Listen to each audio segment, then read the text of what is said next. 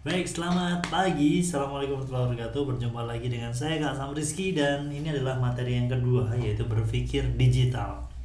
Di materi kali ini kita akan banyak bahas tentang hal-hal fenomena yang terjadi di kehidupan kita ya, terutama tentang digital dan apa sih yang harus kita lakukan. Tapi sebelum itu, di pertemuan kemarin saya belum perkenalan, jadi untuk sekarang ini kita akan mengenal lebih jauh gitu ya tentang siapa saya.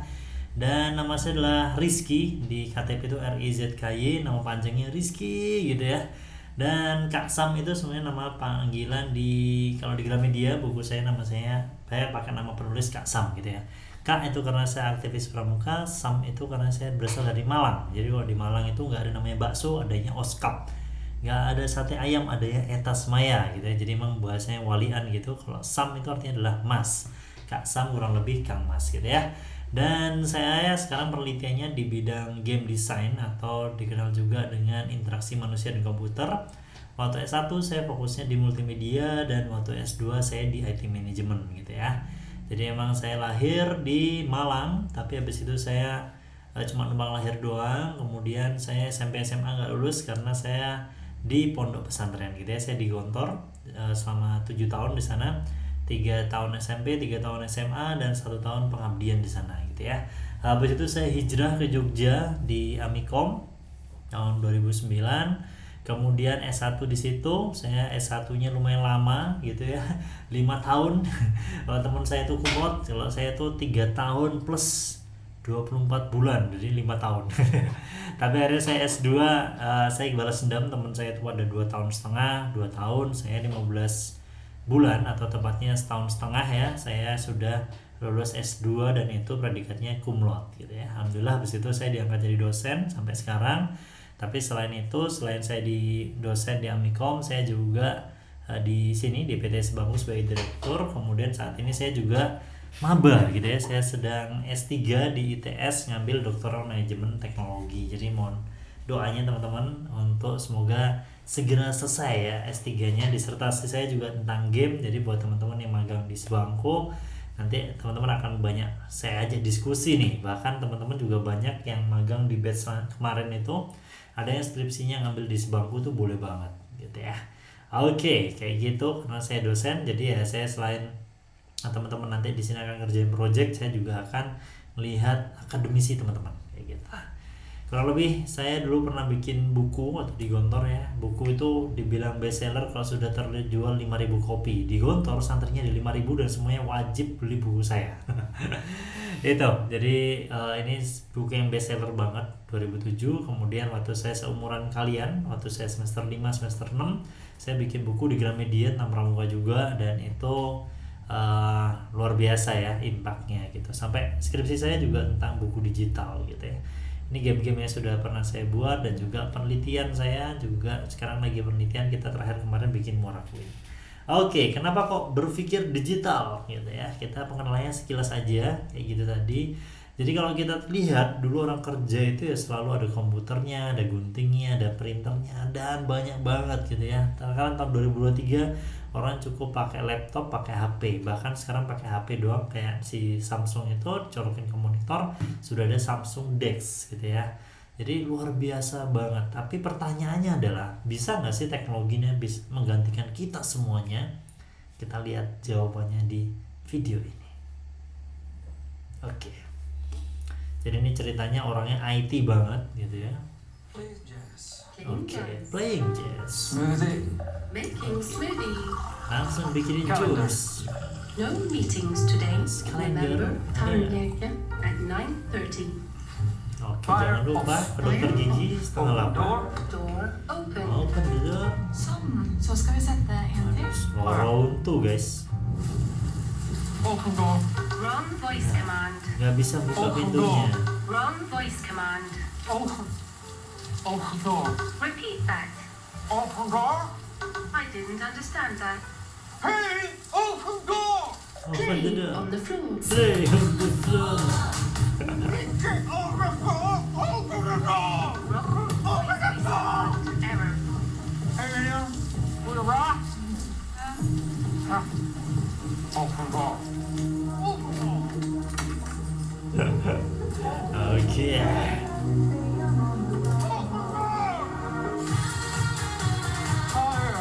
Fire Force. Oke, ya itu intermezzo aja ya guys. Jadi ternyata nggak semua teknologi itu bisa menggantikan kita semua. Nah, selanjutnya ada sebuah video lagi sekilas nih. Duh, Pak. Nah, kita lihat sekilas. Ternyata teknologi nggak bisa gantiin kita semua ya, apalagi yang bahasa tadi Slowround tuh bingung gitu. Nah, terus gimana nih kalau kita mau kerja terus kita mau berinovasi, bisa nggak sih Pak? Angel ya guys ya.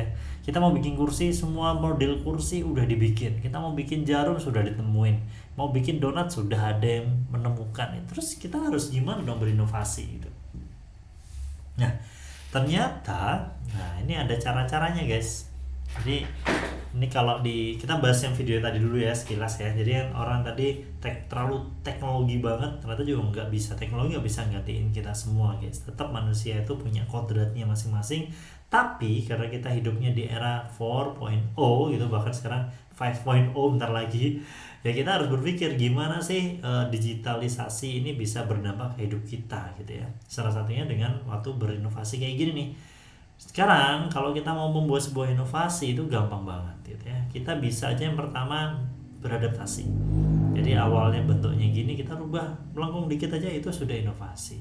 Atau bentuknya tetap tapi kita tambahin ornamen-ornamen, kita tambahin sesuatu biar menambahkan usability-nya, gampang dipakai, itu juga bisa. Atau yang paling gampang ini ya, di sebangku kita pakai ini, kita gabungin dua konsep menjadi satu produk baru atau sebuah inovasi yang baru.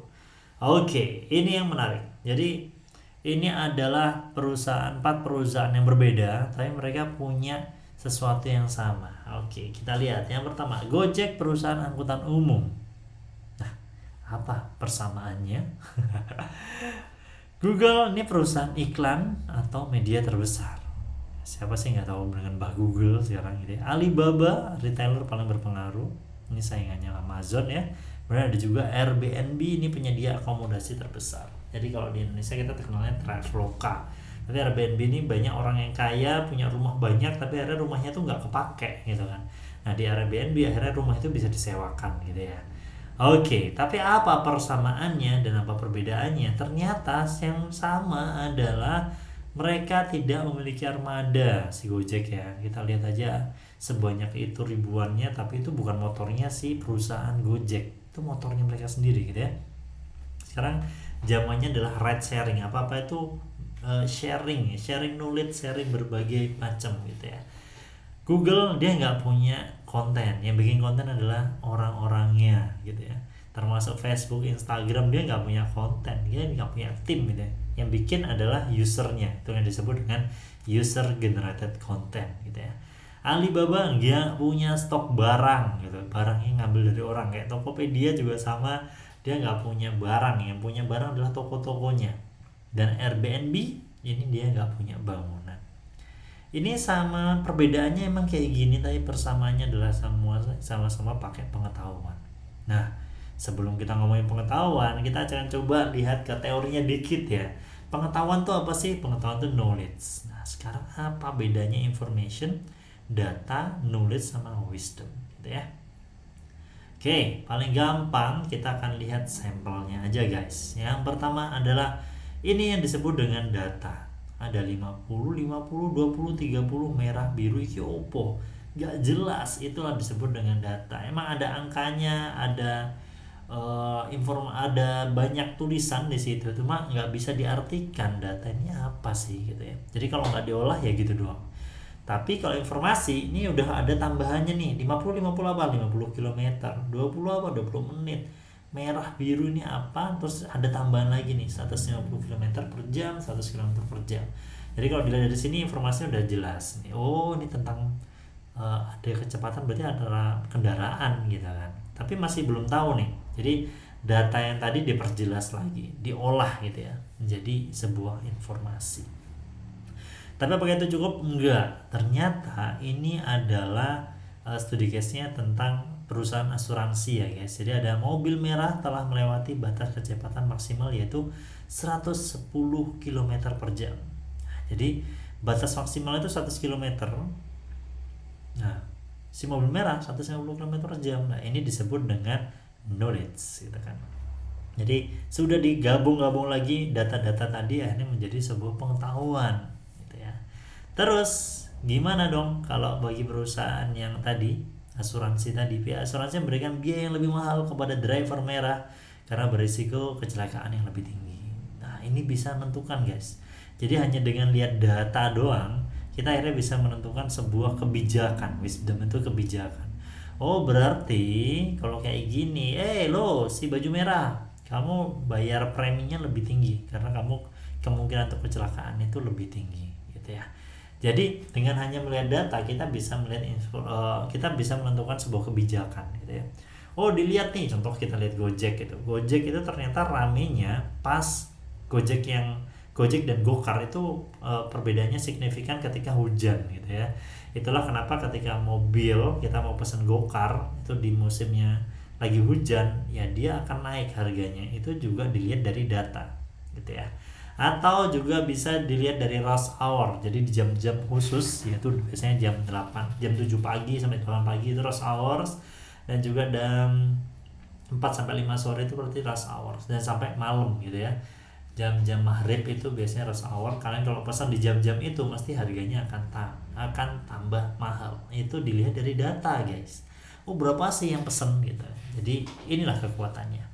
Nanti kita akan lihat. Nah, ternyata apapun itu knowledge tadi ya, itu tuh sebenarnya bisa dipakai buat apapun gitu ya.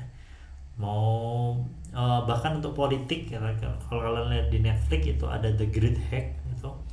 Itu gimana dia ceritain tentang Donald Trump yang bisa jadi presiden hanya dengan lewat datanya Facebook gitu ya. Jadi yang dia lihat adalah, kan di Facebook itu terbagi jadi dua ya, orang yang pro dengan Donald Trump, yang kedua adalah yang pro dengan saingannya. Apa yang dilakukan oleh Donald Trump? Dia mengejar yang ketiga. Apa nih yang ketiga? Yaitu yang grey, yang mereka nggak tahu. Aku nggak ngerti mau milih siapa, Donald Trump atau siapa, terserah gitu ya. Dan itu akhirnya Donald Trump bikin iklan guys, dan dia bikin pencitraan tentang di Facebook itu, bikin berita-berita yang bagus tentang Donald Trump buat orang yang grey tadi, yang mereka nggak ngerti. Ujung-ujungnya duit ya, corporate value gitu. Oke, kita akan lihat gimana caranya si Gojek ini menunjukkan pakai data-data tadi, tapi dikemas dengan cara yang fun. Tadi kan di materi yang pertama tadi kita udah lihat salah satunya Tricons plus FM, salah satunya fun dan juga meaningful. Kita lihat bagaimana contohnya. Dan memang orang Indonesia sukanya yang hayal-hayal. Ini adalah contoh yang hayal. Berbuat baik itu susah. Pengen bantuin ibu yang kelelahan bersihin rumah di bulan puasa, sewa mobil kebersihan, susah. Mau berbagi bukaan untuk warga sekitar, masak pakai wajan raksasa, susah. Ingin bantu panti yang berjauhan, kirim pakai parasut, susah. Pas mau transfer THR ke sanak saudara, nunggu antrian lama, susah. Ayah mau ke pengajian, banyak kempes, ditiup pakai selang, susah. Ya, tiupan aja pakai selang ya. Kebaikan memang tidak pernah salah, tapi bisa lebih mudah dengan aplikasi Gojek.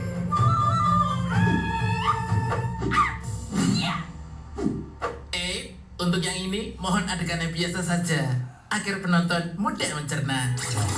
Bantu ibu bersihin rumah pakai GoClean, mudah.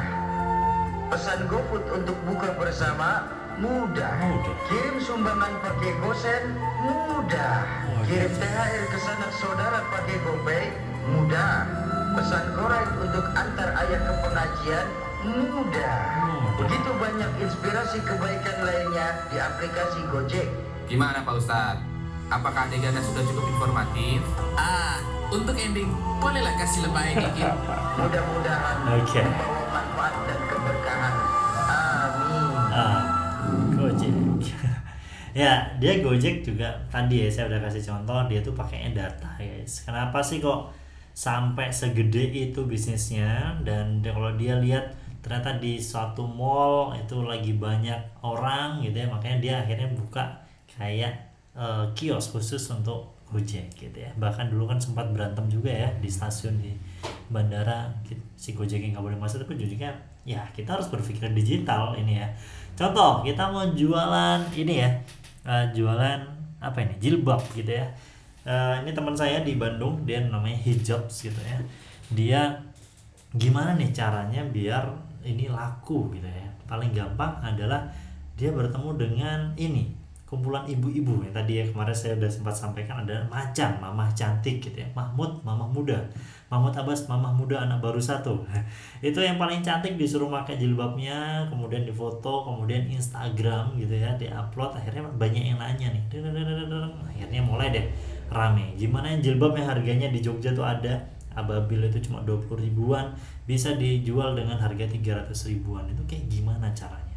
Nah, itu kita lihat nih. Ternyata kalau kita lihat di toko ya kita harus data dong. Ujung-ujungnya semua, kalian pernah nggak sih kalian lihat di Instagram, kalian lagi nyari, awalnya kalian lihat di Shopee, di Tokopedia nyari sepatu gitu, tiba-tiba di Instagram kalian, di Facebook kalian munculnya sepatu terus, ya itu karena datanya dikumpulkan guys, gitu ya.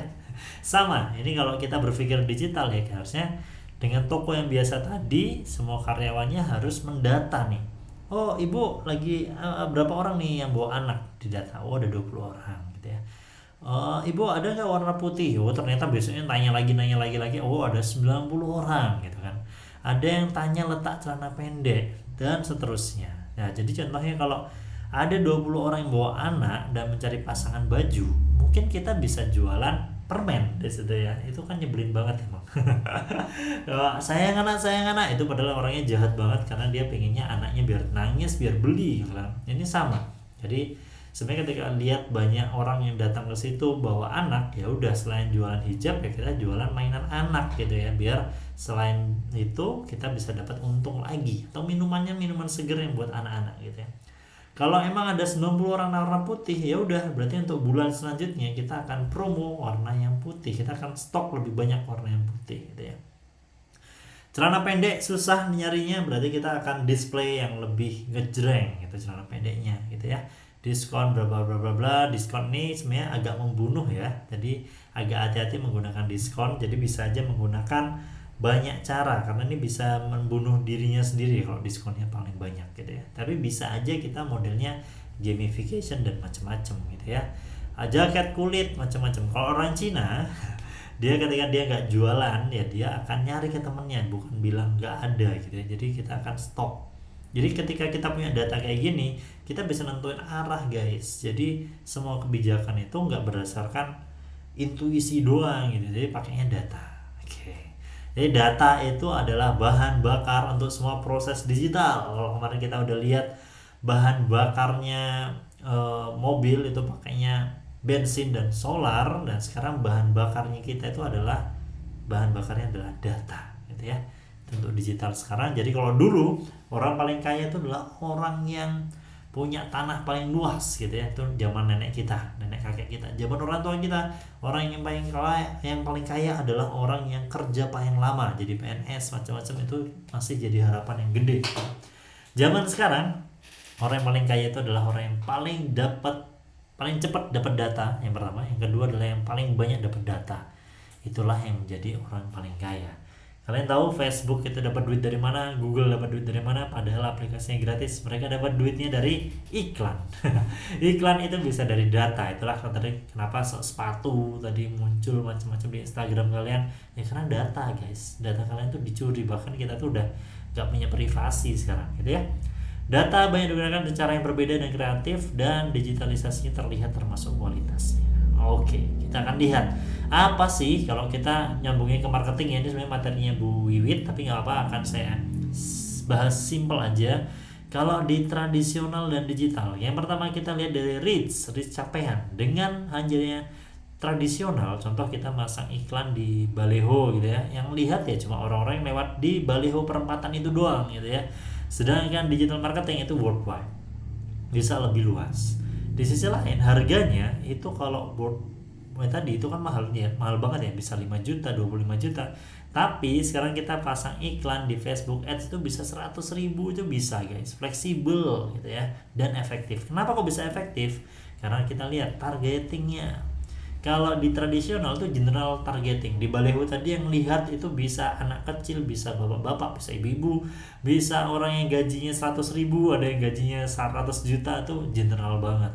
Tapi kalau pakai digital marketing kita bisa spesifik guys, bisa spesifik banget. Oh targetnya ibu-ibu muda gitu ya, usianya 30 tahun, penghasilannya 3 juta ke atas, macam-macam itu bisa pakai ini, targetingnya lebih spesifik. Dan yang jelas bisa diukur. Tapi kalau di sini jarang diukur. Tapi kalau ini bisa diukur. Kenapa kok bisa diukur? Karena yang terakhir, model komunikasinya tuh nggak satu arah guys. Kalau kita baliho ya udah dilihat udah selesai. Tapi kalau di iklan sosial media atau iklan digital, orang itu harapannya bisa ngeklik iklannya langsung, bisa tanya langsung kayak gitu ya. Jadi paling bagus adalah terintegrasi. Tapi sayangnya data ini juga berbahaya. Untuk itu teman-teman harus tahu, harus sadar tentang Hati-hati etika dengan bersosial informasi. media atau etika Informasi menggunakan data bisa kalian. membuat Kita hidup lihat bareng-bareng mudah, videonya. Bisa juga membuat kita celaka. Ada orang yang masuk penjara gara-gara men-tweet atau memposting status di Nah, media sosial. Masuk penjara guys. Tak jarang permusuhan antar kelompok gara-gara informasi yang mengadu domba. Nah, ntar lagi ada Berita, fakta, pilkada, prasangka, pemilihan gosip, presiden, fitnah, itu udah bercampur mulai aduk. muncul nih. Kalau tak pandai memilah, bisa bahaya. Karena itu, tak heran Rasul bersabda, Salamatul insan fi Salamatul hifdzi lisan." insan fi hifdzi Keselamatan lisan. seseorang tergantung pada menjaga lisan.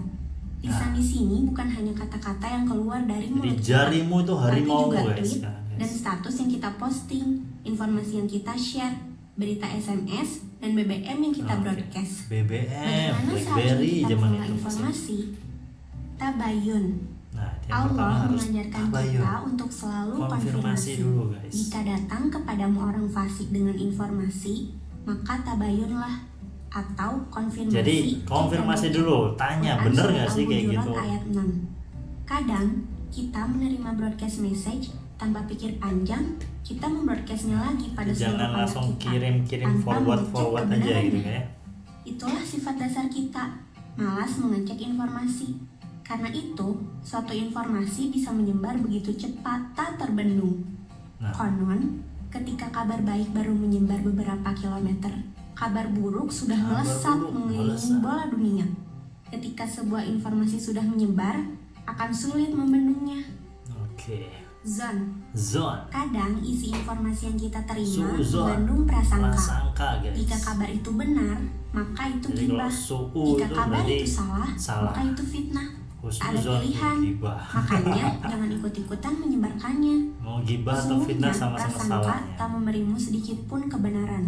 Quran Surat An-Najm ayat 28. Oke. Zon, prasangka. Dalam bahasa Inggris, prejudice, yang Prejudice. berasal dari kata pre yang artinya sebelum, judge adalah menghukum. Jadi, prasangka adalah menghukum orang sebelum kita tahu informasi yang lengkap. Bicara yang baik atau diam.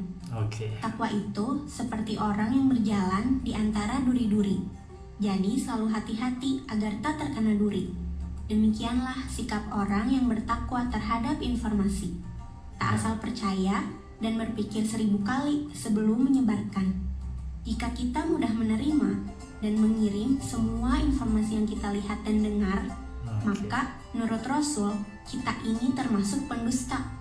Cukuplah dikatakan pendusta orang yang menceritakan semua yang dia dengar. Hadis Oke. riwayat Muslim. Jadi hati-hati ya Sebelum tentang men-share sebuah informasi. berita, tanyakan pada dirimu tentang beberapa hal berikut. 1. Apakah berita ini benar? Benar apa Apakah enggak? saya sudah mengkonfirmasi kebenaran berita Udah ini? dikonfirmasi 2. belum? Apakah ini fakta atau prasangka? Fakta 3. atau prasangka? Jika berita ini fakta dan benar, apakah memang perlu disebarkan? Apakah ada orang yang merasa disakiti dengan berita ini? 4. Apakah berita ini memberikan kebaikan atau justru menyulut permusuhan? Oke, jadi ini ya, ini sebenarnya hal yang sangat dasar ya. Jadi buat teman-teman juga nanti yang magang, entah di aktivitas 1 sampai 4, nanti teman-teman akan diminta untuk tanda tangan ya, tanda tangan untuk sebuah kerahasiaan. Jadi kemarin tuh ada berita bahwasanya ada orang yang lagi PKL di suatu perusahaan gitu ya. dan akhirnya dia malah setelah dari magang itu, setelah PKL itu malah jelek-jelekin perusahaannya. Jadi jangan sampai kayak gitu ya. Jadi kita sama-sama win-win solution. Jadi apapun yang teman-teman tahu dari informasi yang kalian dapat selama magang ini, ya silahkan di-keep untuk teman-teman. Kalaupun baik ya itu dijadikan pelajaran buat teman-teman, di-improve buat teman-teman nanti upgrading diri, upgrading skill. Tapi kalau emang itu jelek, ya itu jadi pelajaran buat teman-teman. Oh, aku nggak mau kayak gitu. Itu jadi dendam positif gitu ya. Tapi jangan sampai kalian menjelekkan perusahaan, apalagi membocorkan rahasia perusahaan ke orang lain gitu ya.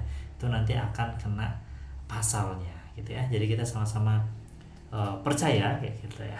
Kembali ke yang tadi, jadi kalau kita membuat sebuah inovasi di digital ini nih, nanti akan kita bahas di video yang ketiga ya guys. Tapi ini saya kasih spoiler dulu, basically inovasi itu terdiri dari 3 gitu ya. Pertama, konfigurasi. Ini biasanya inovasinya dalam bentuk internal, profit model. Itu gimana caranya? Yang awalnya orang itu beli lagu, nah sekarang pakai Spotify, pakainya subscribe gitu ya. Network yang awalnya mereka kerjanya sendiri-sendiri, sekarang bisa lebih banyak kolaborasi ya. Jadi nggak harus bikin musiknya sendiri, tapi Spotify kerjasama dengan orang-orang lain, dengan produser lain. Strukturnya kayak gimana, prosesnya dia ada SOP-nya gitu ya. Offering itu berarti lebih ke gimana proses produksinya, produk performance-nya gimana, produk sistemnya kayak gimana, sampai experience-nya gimana biar brandnya itu terkenal. Kemudian bagaimana cara delivery-nya. Yang dulu kalian kalau tahu Netflix itu awalnya pakai DVD ya, orang nyewa itu pakai DVD. Sekarang hanya dengan internet aja udah bisa, itu lewat channelnya. Customer engagement juga sama. Yang dulu orang mau mau beli barang-barang dari luar negeri itu susah minta ampun, sekarang pakai Tokopedia dengan adanya program shake macam-macam, akhirnya ada kupon dan macam-macam. Itu akhirnya bikin orang ketagihan untuk belanja. Itu yang disebut dengan gamifikasi. Mungkin itu saja yang bisa saya sampaikan. Nanti seperti biasa akan ada quiz, silahkan dikerjakan. Dan ini ada saya mengutip dari satu orang gitu ya. If you steal from one author, it is plagiat. Jadi hati-hati teman-teman, jangan sampai plagiat ya. Karena kalian lihat satu, kemudian copy paste, ganti nama kalian, itu plagiat gitu ya. But if you steal from many, it is resource. Jadi kalau nyuri jangan nanggung-nanggung, jangan cuma satu, tapi kalian gabung, itulah yang disebut dengan sitasi. Jadi apalagi kita seorang akademisi, jadi kita harus belajar sitasi. Teman-teman akan belajar nulis nanti di materi yang lain ya. Itu gimana cara nulis yang baik dan benar gitu ya. Oke, mungkin itu yang bisa saya sampaikan. Terima kasih banyak. Dan jika ada jarum yang patah, maka jangan disimpan di dalam peti. Dan jika ada kata yang salah, maka jangan disimpan di dalam hati. Saya Kak Sam Rizky undur diri. Assalamualaikum warahmatullahi wabarakatuh.